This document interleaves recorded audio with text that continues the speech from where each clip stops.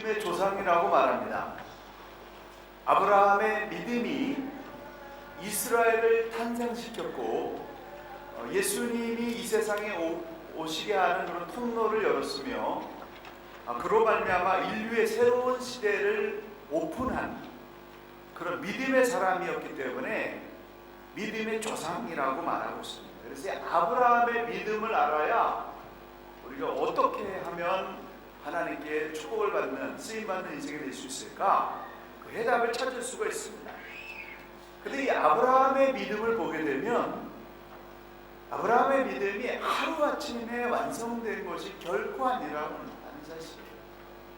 하나님께 부름받았고 응답을 했고 또 실수를 했고 많은 과정들을 거쳐서 마지막에는 하나님께서 믿음의 완전한 자라고 하는 그런 인정까지 해주시는 믿음의 완전에 도달하는 그런 모습을 보게 됩니다.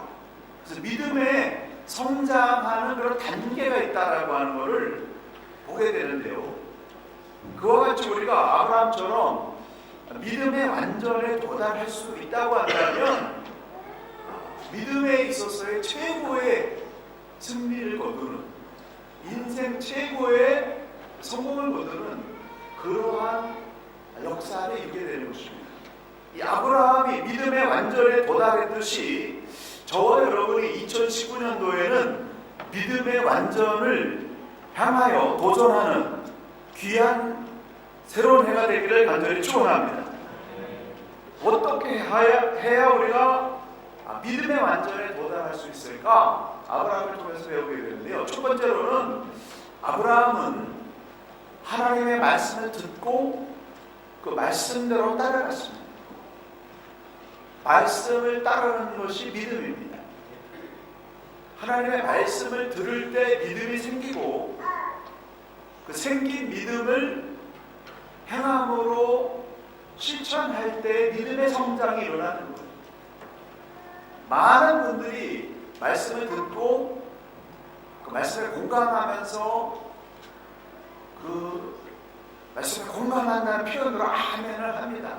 이 아멘이라고 하는 뜻은 동의합니다. 그 말씀대로 이루어지기를 원합니다라고 하는 그런 의미를 담고 있습니다. 하나님의 말씀을 읽을 때, 하나님의 말씀을 들을 때 하나님 정말 나는 그렇게 되기 원합니다. 아멘. 아멘 하는 것도 쉬운 게 아니에요. 믿었으면 하셨나요?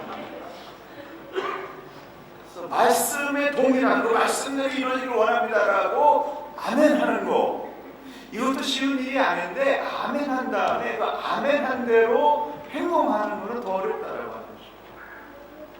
그래서 우리가 하나님의 말씀을 듣고 믿는 거, 그래서 아멘 하는 거, 이게 믿음이라고 한다면 이 믿음이 성장해서 열매를 거두려고 하면 그 아멘 한 대로 행동해야 된다 라는 사실입니다. 그래서 제가 행동하는 아멘이라고 하는 이 용어를 만들었습니다.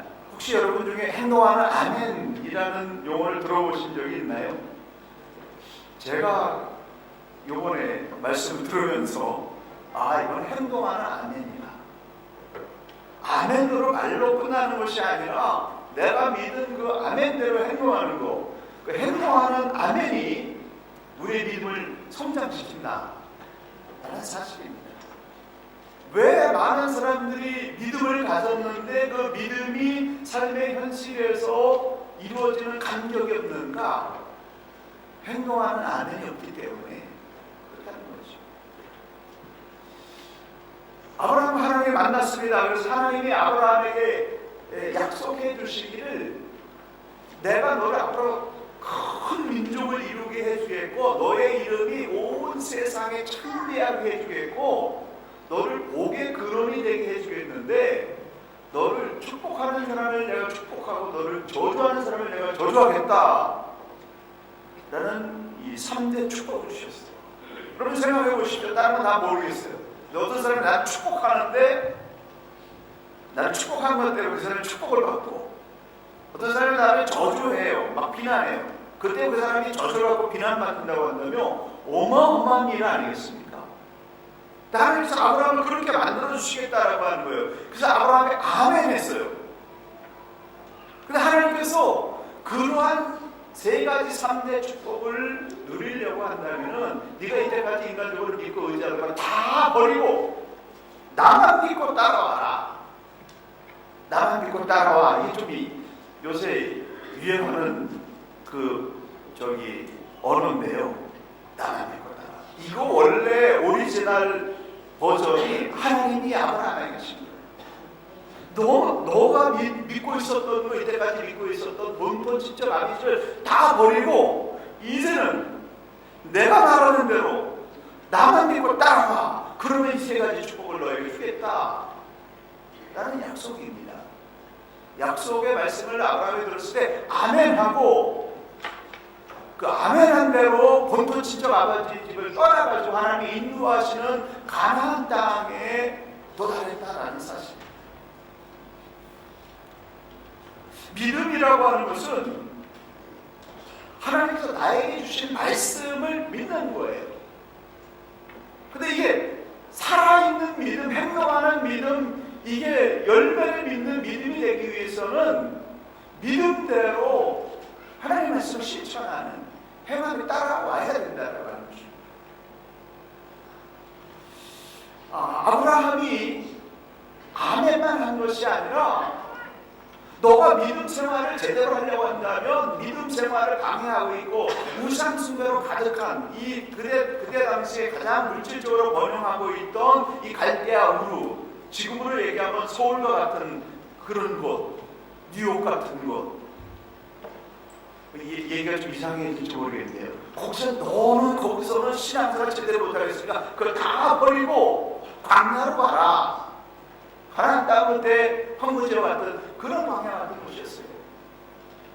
딱 아브라함이 아멘하고 이제까지 의지하던 모든 것을 내려놓고 하나님의 말씀을 따라서 가나안 땅 마므레 상수리 나무 그곳에 가서 도착했더니 하나님께서 바로 이곳이 너와 내 자손이 거할 축복의 땅이다 라고 주님이 말씀해 주셨습니다. 그리고 조금 더 내려가서 베델과 아이 사이에 있는 곳에 터를 잡고 거기서 제단을 쌓으면서 하나님을 섬겼습니다. 믿음이 성장하려면 하나님의 말씀을 받아야 되고 하나님께 받은 그 말씀대로 행동하는 그 행함이 따라와야 된다고 하는 것입니다. 여러분, 첫 번째 조건은 뭐냐면 하나님을 만나서 하나님의 말씀을 받아야 된다는 거예요. 여러분, 인생을 향해서 하나님 주신 말씀이 있습니까? 그 말씀을 받으라고 우리가 성경을 읽어가고 또 연방에 성경 주자도 나눠드리고 등등 하고 있는데요. 이거는 정말 하나님 내 인생에 주신 말씀이다라고 하는 그 말씀을 받은 게 있습니까? 있으시면 아멘 하시기 바랍니다. 없으시면 그분을 기도하면서 찾아야 돼요. 가장 출발점에 믿음의 출발점은 뭐냐면 하나님이 나에게 주신 네마의 말씀이 있어야 된다고 하는 거죠. 그리고 그 네마의 말씀을 받아서 그 말씀대로 이루어질 줄로 믿습니다라고 그 말씀이 이루어지기 위한 행함을 따라야 된다는 거예요. 모든 믿는 것 내려놓고 나는 믿고 따라와라. 그래서 믿고 따라갔어요. 그래서 이 베델과 아이 사이에 가서 정착했습니다. 믿음이 시작된 거죠. 근데 여기까지 시작은 됐지만 그 믿음은 완벽한 믿음이 아니었습니다. 그가 거기에서 정착하고 살기 시작했는데 뿌리 내리면서 거기서 민족을 이루기 위한 그 믿음의 출발을 하긴 했는데 그 땅에 심한 기근이 찾아왔습니다. 가뭄이 들고 먹을 것이 없어서 굶주려 죽게 됐습니다. 그러니까 어려움이 찾아오니까 그때까지 그렇게 믿고 하나님 믿고 따라왔던 믿음이 사라졌어요. 그래서 애굽으로 살기 위해서 도망갔습니다. 고난을 견뎌내지 못하고 말씀을 버리고 애굽으로 피신했습니다. 환경적인 어려움 때문에 말씀을 버렸다라고 하는 것입니다. 예수님이 씨앗 뿌리는 그 비유에 돌짝밭에 떨어진 씨앗과 똑같은 그런 게 아브라함의 첫 번째 삶에서 나온 것입니다. 때로는 환경적인 어려움이 우리의 믿음을 이렇게 옥죄면서 가로막는 그런 때가 있습니다. 그렇기 때문에 우리는 어떤 믿음을 갖기를 소망해야 되냐면은 환경의 변화에 상관없이 환경을 뛰어넘어 하나님의 말씀을 따라갈 수 있는 환경을 접목하는 믿음을 가져야 될 줄을 믿습니다. 아, 나는 부모를 잘못 만났어. 우리 부모가 조금 더 실력이 있었다면, 아, 나는 돈이 없어. 우리 집안에 좀 돈이 좀 있었다면, 나는 신분이 어려워.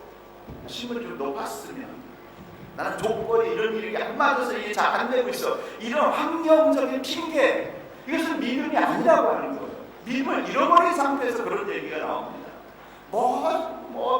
핑계를 대고 조건을 갖다가, 이거는 아브라함이 믿음으로 시작했다가 기근 때문에 믿음을 다 버리고 애굽으로 도망간 거와 똑같은 핑계에 불과합니다. 우리는 그 어떤 환경적인 어려움도 다 이겨낼 수 있는 믿음의 실력자로 성장해야 될 줄 믿습니다. 두 번째, 그렇다면 아브라함은 어떻게 이 환경적인 어려움을 극복해 나갈 수 있었을까요? 아브라함은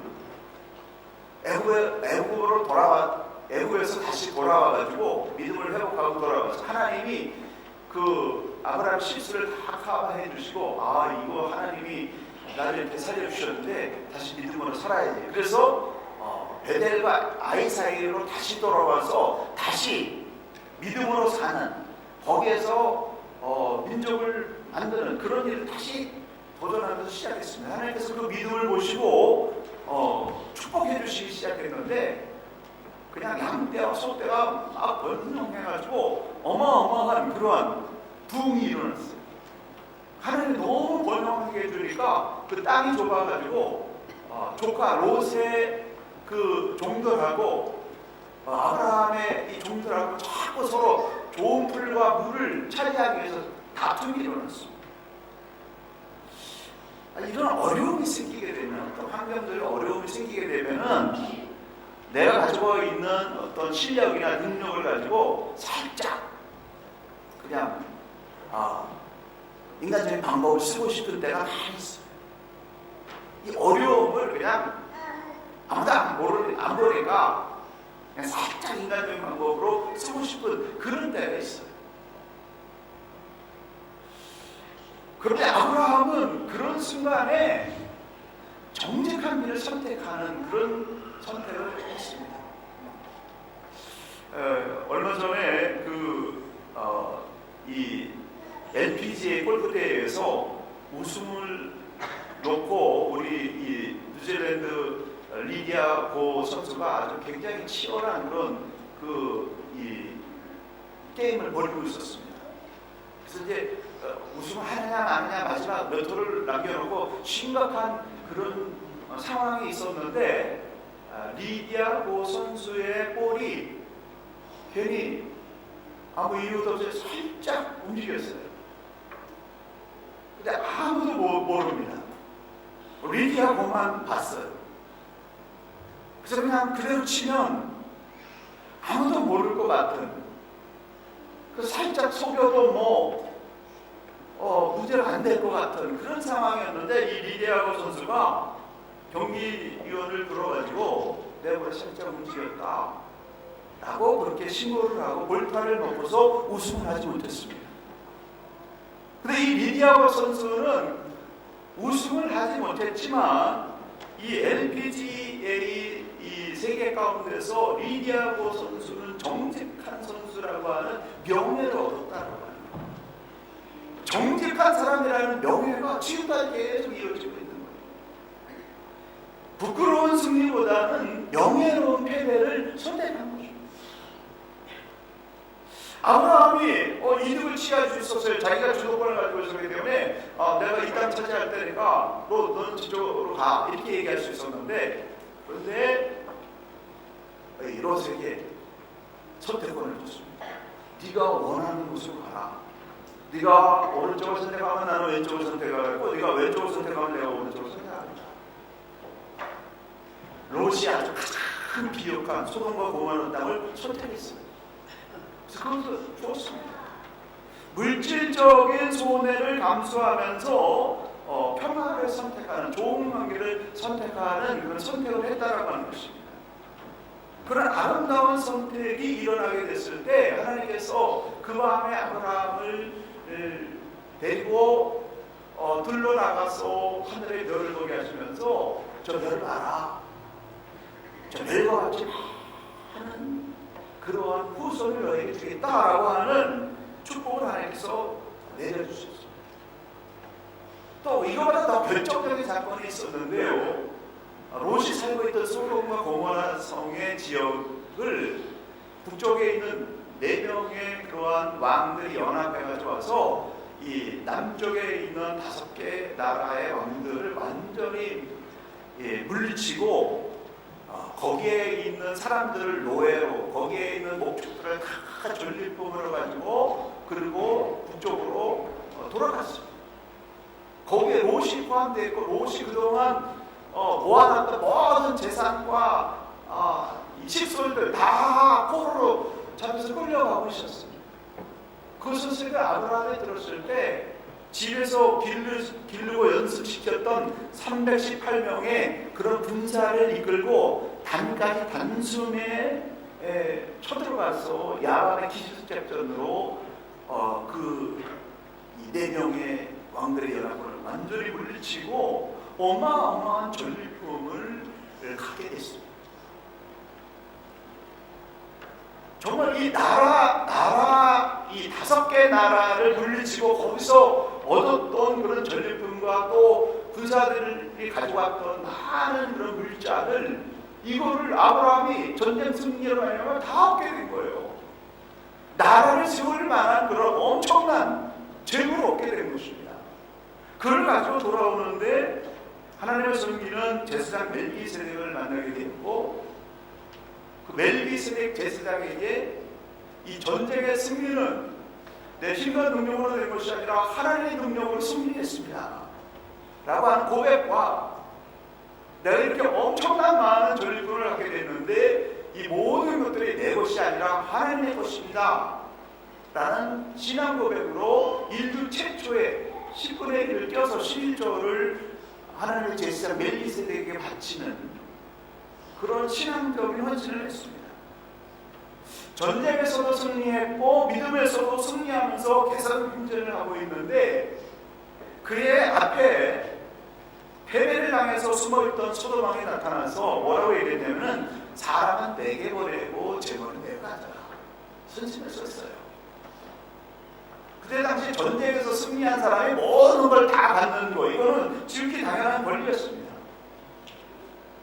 근데 아브라함에게 사람은 내게 보내고 물질은 이 엄청난 재물은 이거 다 가져도 된다 라고 그렇게 선심을 쓰는 이 소돔 왕을 보면서 아브라함이 어떤 선언을 했냐면, 내가 번영한 거, 내가 축복받은 거, 내가 큰 민족을 이루게 되는 거, 이거 하나님의 능력으로 되는 것인데, 앞으로 그렇게 될 것인데, 그 모든 축복이 하나님의 축복하심으로 된 것이 아니라 소돔 왕이 축복해 준 것 때문에 번영했다라는 얘기를 들을 수 없다. 하나님의 이름, 하나님의 명예를 위해서 내가 이 재물을 받을 수 있지만 재물을 받을 수 없다라고 그렇게 선언을 한 다음에 자기를 위해서 수고한 젊은이들의 군사들의 그런 수고비만 떼고서 모든 거 다 실로하게 하나 자기 것 갖지 않고 다 돌려주는 결단을 했다는 겁니다. 여러분, 이 아브라함의 이 위대한 이 결단, 믿음의 명예, 하나님의 이름을 지키기 위해서 엄청난 손해를 감수하는 이런 선택을 하는 걸 보고 하나님께서 감동하셔서 또 그 밤에 부르셔가지고 하늘의 별을 보게 하시면서 저 별을 봐라, 저 별과 같이 앞으로 네 후손이 이렇게 엄청나게 번영할 것이다 라고 약속해 주셨는데, 아브라함이 그 하나님의 약속을 믿었다. 그 믿은 것 때문에 아브라함이 의인이 되었다라고 성경은 말하고 있습니다. 15장 6절에 아브라함이 여호와를 믿으니 여호와께서 이를 그의 의로 여겼더라 라고 말씀하고 있습니다. 하나님께서 넌 의인이다, 의인으로 인정하셨다. 그런데 여기서 의라고 하는 것은 어떤 의냐면은 윤리 도덕적으로 깨끗한 의로움을 얘기하는 것이 아니라 하나님과의 관계에서의 의로움을 얘기하는 거예요. 너는 내가 인정해. 너는 정말 내가 인정할 사람이야. 오케이, 너는 내 사람이야. 내가 축복할게. 내가 보장할게. 나의 이름을 위하여 이러한 삶을 선택했기 때문에 내가 너를 품노라 하는 그런 의미를 담고 있다는 것이죠. 관계에 있어서의 완전한 의로움을 얘기하는 것입니다. 서로 믿을 수 있는 신뢰가 생기게 되면은 내가 가지고 있는 건 다 주고 싶어요. 내가 도울 수 있는 건 모든 걸 다 도와주고 싶은 그런 마음이 열리게 됩니다. 근데 아브라함은 계속해서 하나님께 부름받아서 선택된 이후에 계속해서 하나님의 명예, 하나님의 이름을 지키기 위해서 인간적인 손해를 계속합니다. 7번이나 하나님께서 그 모습에 감동해서 하늘의 별과 같이 많은 후손을 너에게 주겠다라고 그렇게 약속하셨습니다. 그러므로 이 물질적인 손해가 온다 할지라도 하나님의 이름을 지키는 자, 믿음의 명예를 선택하는 아름다운 인생 되시길 간절히 축원합니다. 마지막으로 아브라함이 이 믿음의 완전에 도달하게 됐는데요. 그 시점은 언제인가 하면 모리아 산에 올라가서 자신의 생명보다 귀중한 걸 하나님께 드리는 그 순간에 믿음의 완전에 도달했습니다.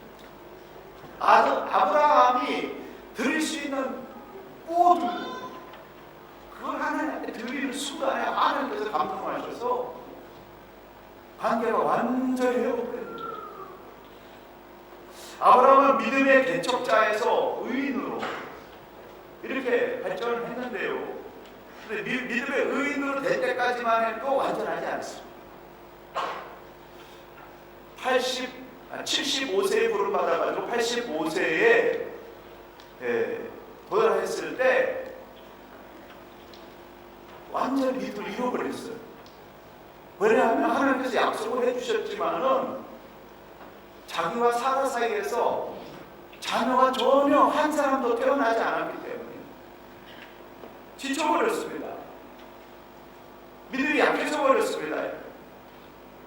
그리고 믿음이 약해지면 어떤 현상이 일어나요? 믿음이 약해지게 되면 하나님 믿는 믿음이 가물가물해지면 그때부터는 어떤 현상이 일어나요? 인간적인 방법을 쓰는 거예요.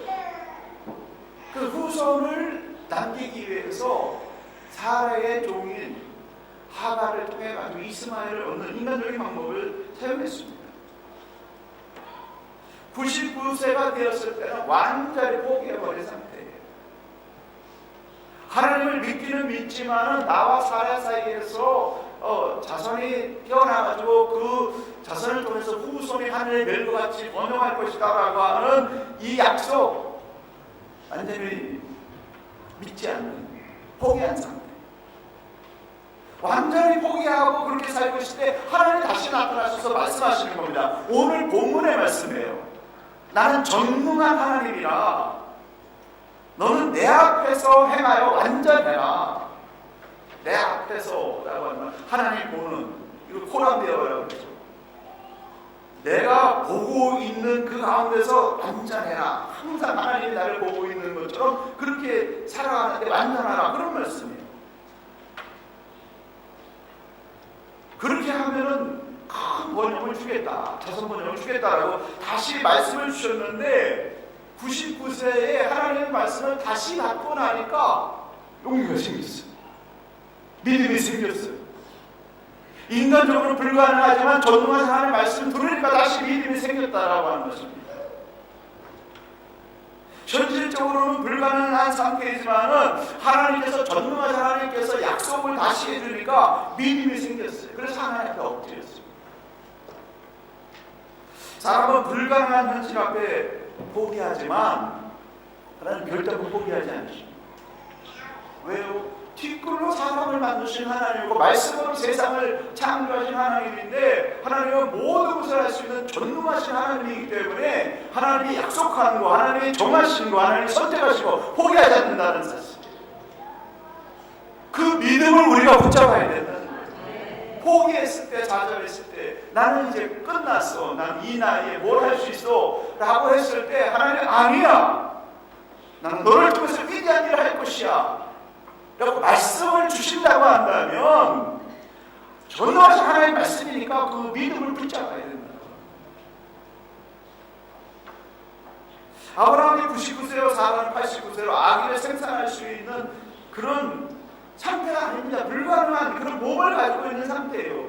근데 하나님께서 포기하지 않으셨어요. 내가 포기하지 않았으니까 뭐 할 수 있다, 될 수 있다. 그리고 그것을 이루어지기 위해서 아브라함을 아브라함으로, 사례를 사라로 이름까지 바꿔주면서 하나님께서 의지를 불어넣어 주셨습니다. 그래서 아브라함이 용기가 생긴 거예요. 그래서 그 믿음으로 믿습니다. 하나님 그 역사에 이루어질 수 있습니다. 99세에 믿었는데요, 100세에 드디어 하나님 약속하신 아들이 나왔잖아요. 죽어가던 몸에서 새로운 생명이 나왔어요. 여러분, 나는 이제 틀려서 이제 더 이상 할 수 없어 라고 완전한 포기한 상태에 있다 할지라도 하나님 말씀하신 것을 믿게 되면 새 역사가 일어날 줄을 믿습니다. 죽어가던 몸에서 새 생명이 나오는 거예요. 기적이 일어나는 거예요. 그리고 그 아들 이삭을 얼마나 애지중지했겠어요. 다 살아봤습니다. 다 이뤘습니다. 마지막 이 이삭 하나만 제대로 될 수 있다면 내가 뭐라도 할 수 있을 것이다, 이삭을 지키기 위해서 뭐라도 할 수 있을 것이다 라는 그런 마음을 품고 살았을 것입니다. 근데 오늘 하나님이 나타나셔가지고 네가 사랑하는 네 아들 이삭을 안 해가지고 청천명랑 같은 명령을 내리셨습니다. 22장 2절에서 이삭을 하지 마자 라고 말씀하셨는데 3절에서 2절과 3절 사이에 아무런 설명이 없어요. 2절에서 이삭을 번제로 드려라 그랬더니 3절에서 아침에 일찍 일어나서 나귀에게 안장을 채우고 두 종과 그의 아들을 데리고 번제에 쓸 나무를 가지고 하나님께서 지시한 땅으로 갔다 라고 그렇게 시원하게 나와 있어요. 즉각 순종했습니다.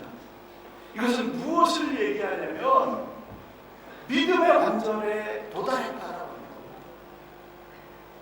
100살에 주신 아들을 하나님 달라고 하시는데 이 귀중한 피덩이 같던 내 생명 같던 이 아들을 달라고 하는데 하나님 분명한 의미가 있으시겠지.